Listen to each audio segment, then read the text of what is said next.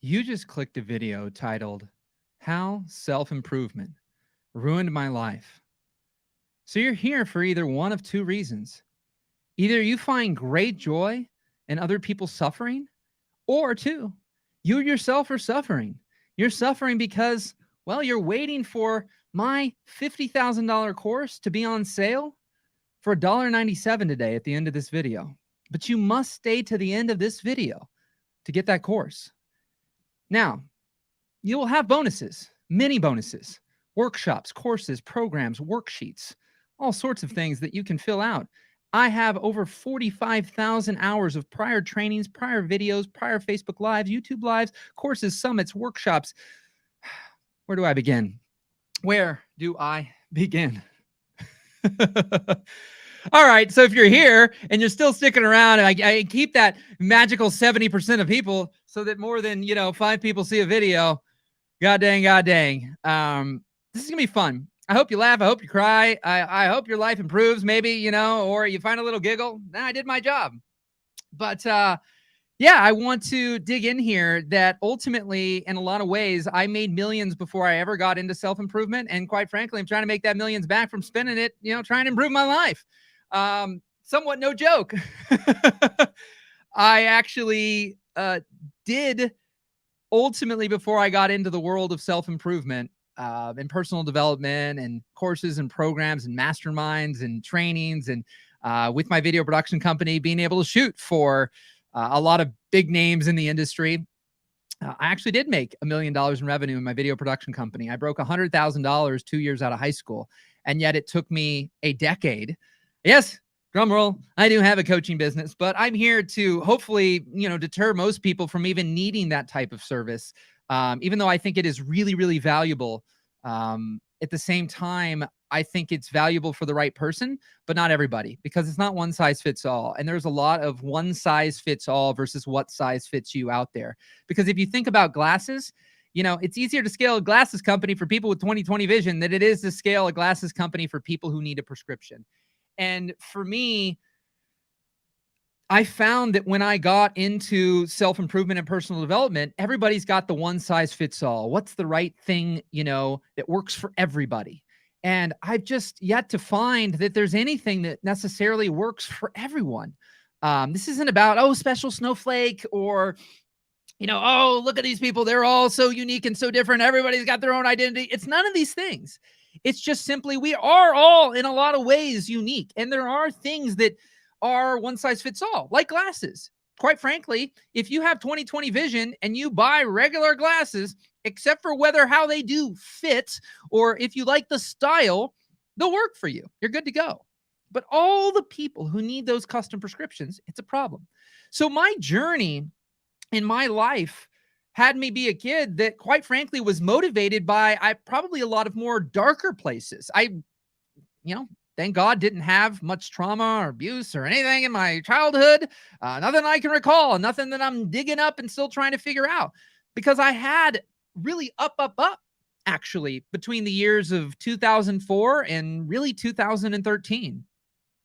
And during that time, I made $1 million. I, again, wasn't involved having any mindset coaches or personal development or reading any books. My first book I really read that wasn't Harry Potter in school, which I think I used the Cliff Notes to read it, was Tim Ferriss's The 4-Hour Workweek.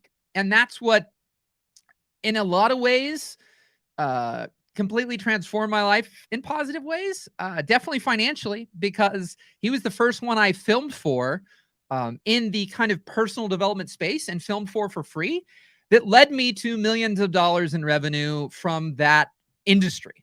So I have made a ton of money from that industry filming for those people, but simultaneously, I spent an enormous amount of money trying to get away from problems and pain and suffering, from the overwhelm and the burnout that I felt in growing my video production company. But I had this drive inside of me that was pretty high. Getting out of high school, super high motivation and drive. And I want to prove people wrong. People said, if you don't go to college, you won't succeed. I said, well, I'll prove you wrong. And I've done, I think, much better than a lot of people financially that, went to college, and kids in my school or my class who were said, hey, most likely to succeed. And I think some of them are in jail, God forbid. But it's not about I'm better or they're not this or that. It's none of that at all. In fact, if anything, there are people that didn't take the path that I took that probably right now have tons more money saved up than me. There are some of you listening who, quite frankly, would probably have $1 million right now if it weren't for all the courses and all the programs and all the seminars and summits and things that at times are addicting to continue to learn from. They satisfy you in some way, but they don't really give you the information or what's missing that is preventing you from succeeding in business specifically. Because the amount of events that I have filmed where I saw person after person after person after person be handed on a silver platter exactly what to do, step by step. I don't have anything against books or courses or programs or summits or masterminds. I'm not that person who has actually things against that. What I have against is the promises and the claims that are made that completely mismanage people's expectations of what's possible and what's going to happen and the potential challenges that you'll run into because they've figured it out. But so many times by the time they're sharing what they figured out with you, it doesn't work like it worked for them because they might have done this thing 5 years ago and milked it for everything that it was. And now there's this thought that I can simply break this down into a step-by-step framework and formula and hand it to you and you're going to succeed. But what I found is that there were so many people draining their bank accounts over and over and over again, and they weren't making any more money. And a lot of them were becoming more depressed because you feel like a loser. They make you feel like a loser for not succeeding. It is your fault. Now, sometimes I don't even think it's their fault. I think there's a lot of people out there who are well-intentioned and they don't know that. And I keep bringing up the analogy around the glasses because I recently got brain scans and all this stuff to learn about my brain and learn about ADHD. And what I found is there are things going on in people. Sometimes it's a technical, tactical issue. Sometimes it's a mindset or mental issue, and sometimes it's a medical issue. And most of the things out there, that's where these logos come from.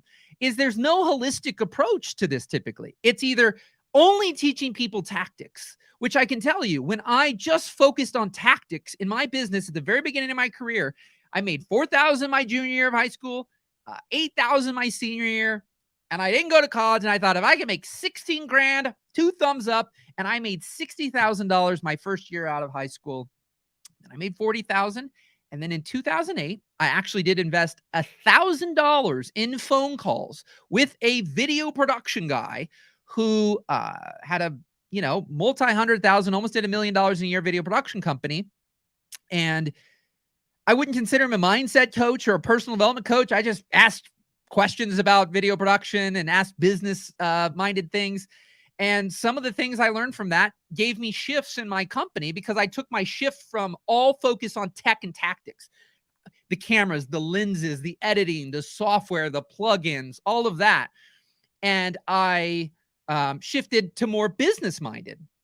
And that helped me break 6 figures. And then ultimately, I kind of stayed around $100,000 to $160,000 from 2008, 9, and 10. And then in 11 and 12, shot way up. Did almost $300,000 in revenue and then almost $400,000 in revenue. But interestingly enough, which I believe, there is so much powerful information in self-development, personal development, law of attraction, mindset that can give people immense amounts of inner peace and better relationships and less struggle in a lot of ways. But if you don't watch it, which is what happened to me, I think over the last few years, because of a lack of like all the inner work I did actually in a a way I didn't think was going to happen, made me less motivated for a while. Because I'm like, I got a lot that I want, got great relationships in my life now. I have an immense amount of inner peace. I know that someday isn't when happiness is going to come. It's not in an achievement. It's not in an amount of money. It's not in debt free. It's not in any of these external things that is going to give me a sustained happiness. So then you start to go, why do anything? What's the point? Because I think a lot are striving towards things because of an inner void that they have, an inner pain that they feel, to prove their parents wrong, to prove their friends wrong, prove society wrong, that you told me I couldn't do it, so I can do it. Traumas that they had when they were younger. There's lots of people that are in the public eye today that if you look at their backgrounds, they have an immense amount of pain and suffering that they're running away from. But I was recently watching, and whether you like him or not, the Arnold Schwarzenegger documentary on Netflix. And he had this line. He's like, what made me who I am today killed my brother.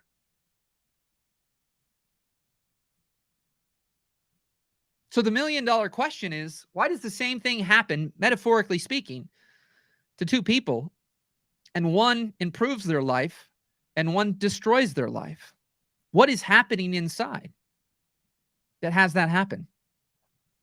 And that's what no guru or therapist or neurobiologist, this isn't the conversation. I don't think that I'm talking about neurobiologists, neuroscientists,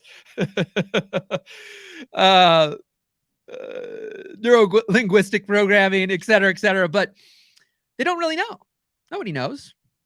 Why could two twins that you grew up in the same, why do our two dogs who had everything the same, more or less, but yet the one is like little Mr. Olympia and, wants to play ball 3 hours a day and catch it and just go. But his sister just wants to sit around and basically do nothing and bark at Sally the squirrel. And so it's fascinating to me. I don't know where you're at in your life or what you've achieved or kind of success you've had, if you've got brothers and sisters.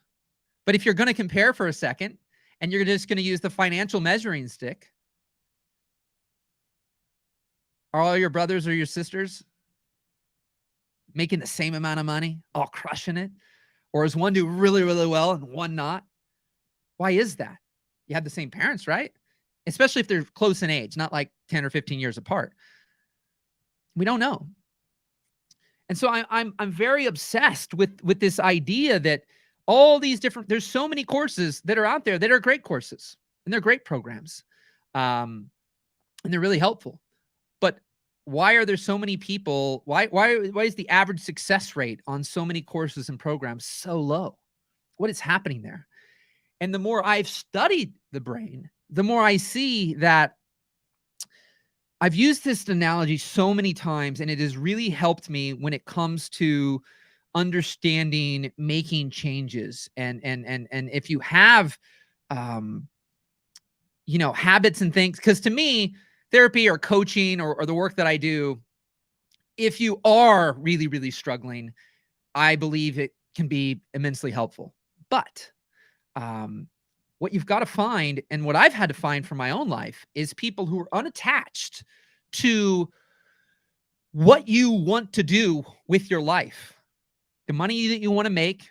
There's so much content out there that just shames categories of people. It shames people with a 9-to-5 job. It shames you if you're not this disciplined, regimented person who has every minute of every day scheduled and productive and on the calendar, right? There's everything in between of somebody shaming somebody else. And I have to watch myself because I've done that. And I find that I allowed myself to be brainwashed by certain things. And I'm still untangling some of that. I'm untangling the fact that for me, my second business struggled so much because I was getting one size fits all advice. And although it fit someone, it didn't fit everyone and it didn't fit me. Pieces did, but other pieces didn't. I mean, look, this hat. Why does it have this? I mean, there's stretch ones that are like small and medium, and then there's, large and extra large, but this still has this, right? And that's because everybody's got different size heads. If I look at my shirt, it's got size on it, right? Because everybody wears a different shirt. Not every medium fits the same. Not every small fits the same. Not every 32-30 pants fit the same. Heck, not even every 32-30 of the same jean from the same place fits the same, right? So why do we think that we're going to go into this kind of generic, generalized advice on the internet and in books, and then think it's going to be plug and play. And so what I found is that back to the tactical, the medical, and the mental, is that so many talented people out there, there's so much talent out there that is broke. It's not making good money. And they're extremely talented. And I see it all the time. I see it all the time. And yet at times we'll just keep learning more and more strategy and tactics. If you are super, super talented and a lot of people tell you are, it's probably not the strategy, the technical, the tactical that is preventing you from making the money. The tactical, the strategies, it's in abundance. It's everywhere for free, cheap, and expensive. And I found this whether it's even in my video production. There's projects that I've gotten $15,000 for, and I can guarantee you that I am not as good as everyone that they could have gotten for even cheaper. But one of the biggest things that I've heard over and over again, and I think this is one of the things that has come naturally to me, I've heard a phrase, "You're a breath of fresh air," so many times. And internally I go, what air are you breathing? And I think that there are so many people out there that don't want to be where they are and don't want to be doing what they're doing. And so as a byproduct, even if they do, they got RBF. You can put that in the chat, what you think that is. Something with your face. But their face says they ain't happy, that they don't want to be there. And I have had people where I look at the work at video production jobs in the past where somebody's hiring me, and I look at the work of the people they had before me, and I've even just flat out asked it, this is pretty doggone good. Why are you not using them anymore? Because inside I'm going, their work looks just as good and better than mine. And it's never the quality of the product. It's never the deliverable that they're unhappy with. It's the experience. That's what they're unhappy with. Who do you tend to tip at a restaurant? The person that hates their job, barely comes to the table, can't even say hello? The person who's super friendly. And whether they plan on being at the restaurant the rest of their life or not is irrelevant. While they're here right now, they're treating you with respect. They're friendly. They're helpful. They want to take care of you. They want to serve you. And so that has been a competitive advantage for me. And I think that a lot of the world is struggling because they're confused about what to do. And that confusion, I know for me, I got so lost. I'm glad I started my company when it did way back in the day, my video production company, because there weren't as many options. I'm literally looking at some magnesium for 2 different sites. I have this one magnesium that I really like, but I was looking this other one up that was recommended, and they both are knocking this particular thing of magnesium oxide versus like magnesium citrate. And it's like, they both have valid reasons why you shouldn't do magnesium citrate and why you should do magnesium oxide, and then vice versa. And so it's no wonder that people are confused. The greatest people that have helped me have been some of the most unknown people, number one, and the people who have no major agenda tied into what they want you to do. A lot of the work that I'm doing all the time with people is drawing back out of people. I've had to do this myself. Draw back out of me. What do I love doing? I built my company. The reason I failed so much actually making money and coaching and speaking in that whole world is because I didn't follow my gut, my heart, or my intuition. I started believing more in others than I believed in myself. I grew my video production company not knowing what the hell I was doing and no connections and just following my intuition, following my curiosity, asking questions. Now I looked things up and I learned and I asked a lot of questions. I asked questions of all sorts of people about what they were doing. And yet, in the other world, I got so much, here's what I would do if I were you, but you're not me. And what you're going to be willing to do is probably different from me. So people try to custom tailor what it is that I'm excited about. The biggest thing I've seen that people succeed with is the thing that they have enthusiasm behind. They're excited about, not something that just somebody said can make a lot of money. How many things I've chased because of money? And most of the things I chased because of money, I never made any. And most of the people I've helped who are chasing things because of money don't make any. I've had people come in, spend a day with me, wanting to do video production. And at the end of that day, crying because they just realized they saved another 5 years of their life going after something that they're not going to likely succeed at, that they don't really want to do what's probably going to be necessary to get the success that they would like to have with it, and realizing that it's more just for fun than it is all these other things that'll be necessary to make it work. Because this one person dabbled in photography for like 5 years, struggled, it was a painful process, and then fell in love with video and wanted to do video and thought, well, this guy can accelerate that process. And because I have no agenda, I don't care whether or not somebody wants to be an entrepreneur, doesn't want to be an entrepreneur, wants to have a job, doesn't want to have a job, wants to make millions of dollars, doesn't want to make millions of dollars. Like, I'm not just automatically be an entrepreneur and, scale to the moon and you can make as much money as you can. But there are people who that's what they're screaming at people all the time. And if you don't want to do that, you're somehow less than. It's the thing is the people who are the most unattached to your success, either they've already got a ton of success and they don't need your money for nothing, or they're not online.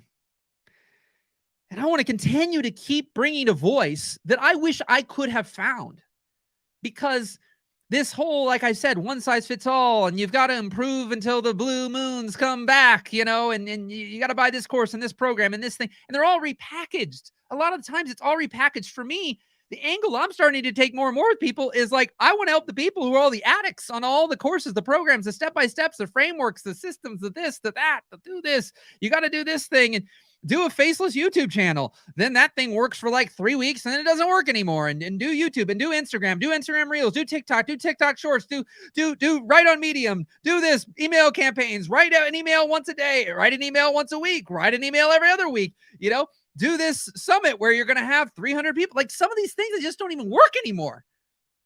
And if some of the people doing them that say they work, it isn't working as well for them. I don't know if you heard, I think it's Ryan Tedder of One Republic. He says 75,000 songs a day are uploaded to Spotify. 75,000 songs a day. He is probably not known by everybody, but known by a lot of people. And yet he says he has to write 100 times more songs than he did to make half the money he did 10 years ago. But see, some of these people, they're not selling you a course, they're not selling you a program, they're not telling you how to make a living as an artist or musician. Now, I am far from gloom and doom. I'm Mr. Optimism over here. I'm Mr. Like, you can do it. But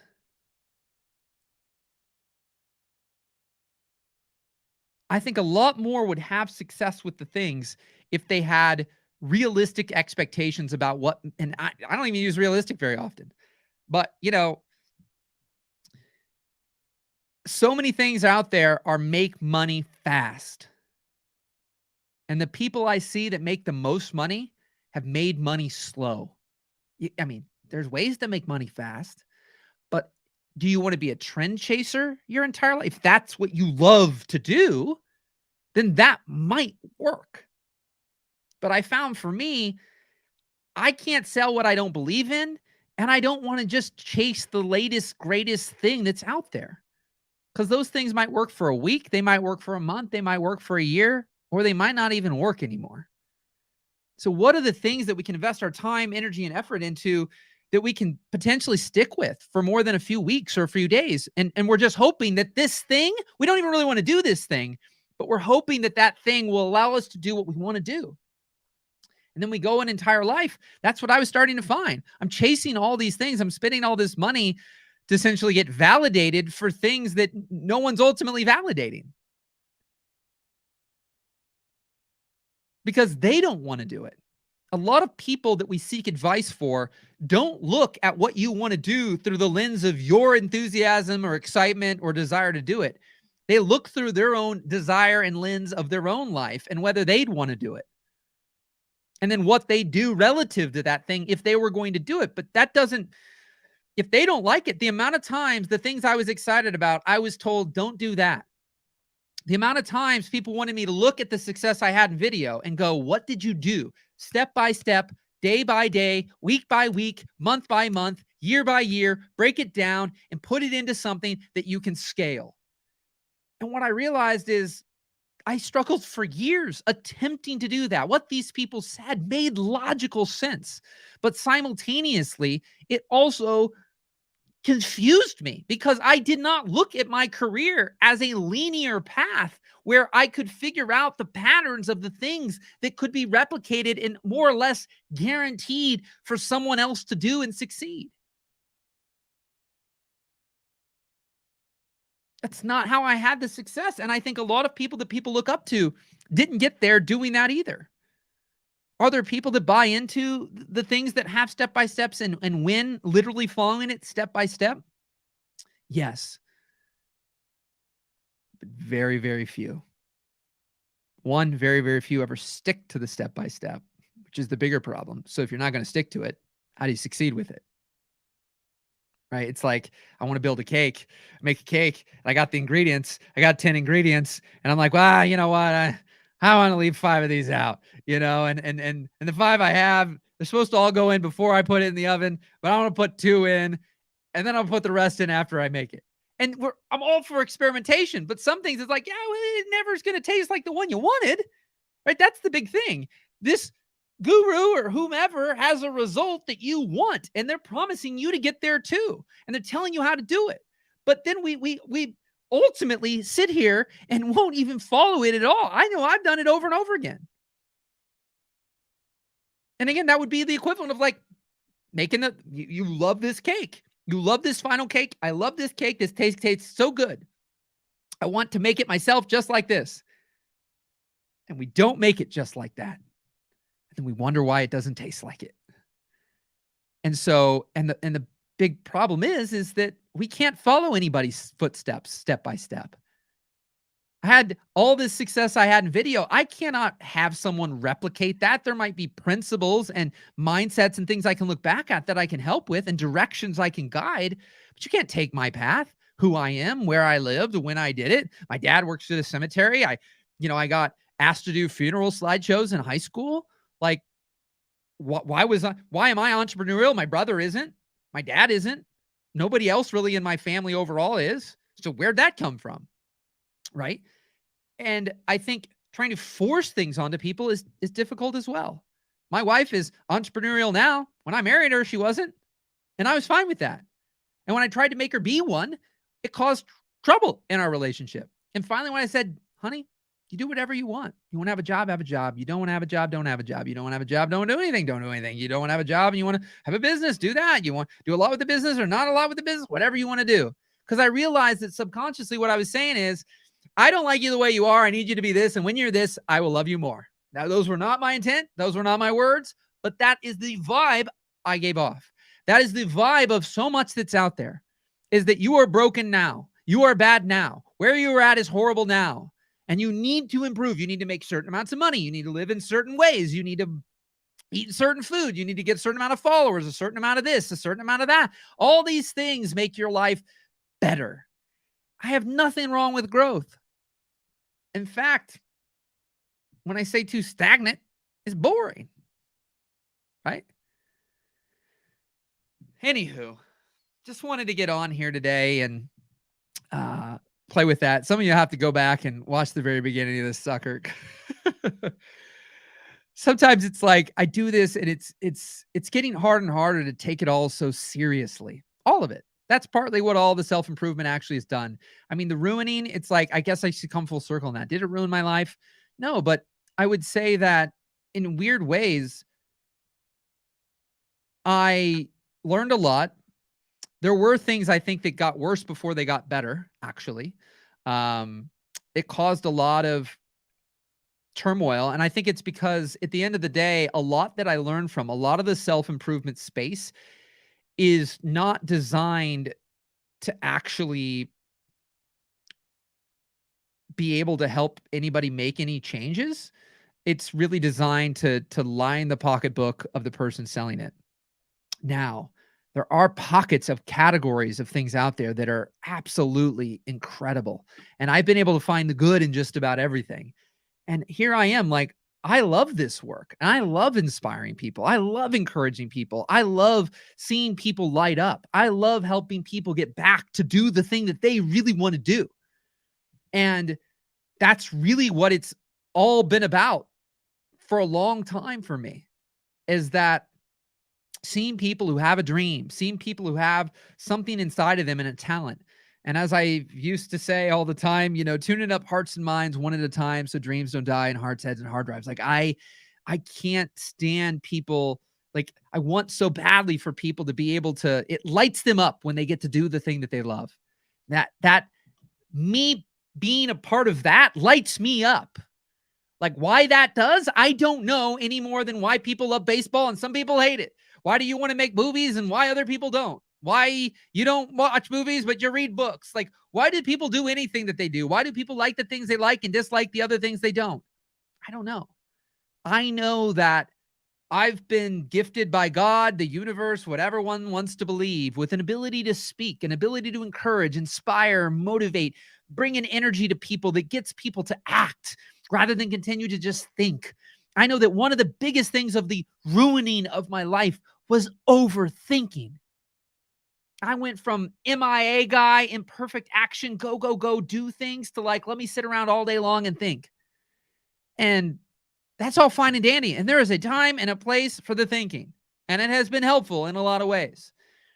But it's also more fun for me personally to do. I learn more from doing and implementing and taking action on things. Action creates clarity. I always say there's things you think you'll love, you'll hate. The things you think you'll hate, you'll love. The things you think you'll love, you'll love. The things you think you'll hate, you hate. You don't know until you do it. But we will spend all our time thinking through, how do we prevent any problems or challenges from happening? And what I have come to accept that gives me great inner peace is that they're not going away ever. This isn't gloom and doom. But for me, I believe that there's always going to be a new thing that pops up. But my ability to deal with it and not have it ruin my life, that's super powerful. Doesn't mean I don't cry. Doesn't mean I don't get angry. Doesn't mean I don't get frustrated. Doesn't mean any of that. It just simply means that I'm not going to get depressed for 5 years when the thing happens, because I have the tools to deal with that. So that's been huge. But sending me into this loop of overthinking and overanalyzing every single move and every single thing, that was part of that was very demoralizing, because I was made to believe that certain things I was doing was wrong. And then I'm realizing, no, they weren't wrong. Somebody made me believe, like, I believed that they were wrong. But what is right and wrong? What is good and bad? I think that's up for each of us to decide ourselves. I just want to do my best to use my voice to hopefully improve someone's life. And that comes, oh, there's now, hey, well, god dang. Look at that. Hey, Natalie. So it's one of those things that I think self-improvement and personal development is phenomenal. But yeah, he's gonna throw me off there. I appreciate the comment. I just love seeing people go after the things, and a lot of times it's hard to find the encouragement because other people don't get you. Like, that's the thing, is a lot of people, it's easier to keep you where you are than for them to go with you where you want to go. And I think there's a lot of struggle in relationships. I see it all the time with different partners. They're on different paths and they want very different things. And that's what brought my wife and I closer, is because in a lot of ways, although we are very different, I went up and got a little inspiration from her before I got on this video. I'm like, I'm trying to think at the beginning, what do you think of this? And then she gets done. I'm like, that's it. I'm ready to go down here and do it. And she goes, PayPal, friends, and family. She's so funny because she's always joking about giving advice, and she'll always say PayPal, friends, and family. She doesn't want to pay those fees, But we are really different in a lot of ways. But yet on certain values and certain things, we are one and the same. And we have been able to learn to communicate. And the communication has made a tremendous difference. But who are the people in your life that are discouraging you rather than encouraging you? Who are the people in your life? And it doesn't mean that you have to remove them, but simultaneously, can you have a conversation with them and help them see that what they're saying or what they're doing is harming you? I think you'll find that more people than not, if they really love you, they'd be devastated to find out that there's things that they're saying or doing that are actually harming you. Some don't care. Then that's maybe you need to question whether this person is in your life, but I think a lot do. And I found that with a lot of people in my life when I've been able to have a conversation and let them know how I'm feeling, what's going on, and just communicate. It makes a huge difference. But just know that your idea may seem crazy, but your crazy idea will have more legs if you're genuinely excited about doing it and you could see yourself doing it, whether you ever got paid for the rest of your life. And the act of doing it brings you great joy. Than the great idea that brings you no joy. The incredible, best, oh my gosh, $1 million idea that you literally could care less about. You just hope that that thing could give you the money so you could do the thing that you actually want to do. What is that thing for you? What's that thing that you actually want to do? Maybe you don't know. Then just keep experimenting. Just keep exploring. Just keep testing, not guessing. Guessing is thinking, I'll hate this. But if you went and did it, if it's on your mind, if it's on your head, go try it. Confirm it. I think you'll find the world that I'm in, I never once wanted to do this from 1986, when I was born, until probably 2010. I had a few glimmers from 2007 to 2010, but not much. This wasn't something that I wanted to do. And again, God, universe, whatever you believe, kept nudging and nudging and nudging. What's nudging you? What keeps coming up? What is a recurring theme in your life? What is that for you? So anyways, any questions? Any thoughts? I want to jet off here. I appreciate you being on here today. And yeah, I'm going to be doing more and more promotion to start bringing people on, because the biggest thing I love doing above just, doing something like this is I love having a conversation with an individual.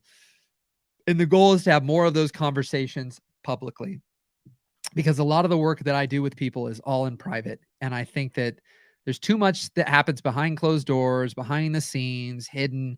I want to bring what tens of thousands of dollar coaching programs don't want to have inside of it, because most people selling programs don't really, if they figure you watch their content and you've now gotten on the call, they automatically assume that you must need this. And so they'll say whatever needs to be said to make sure that you buy it.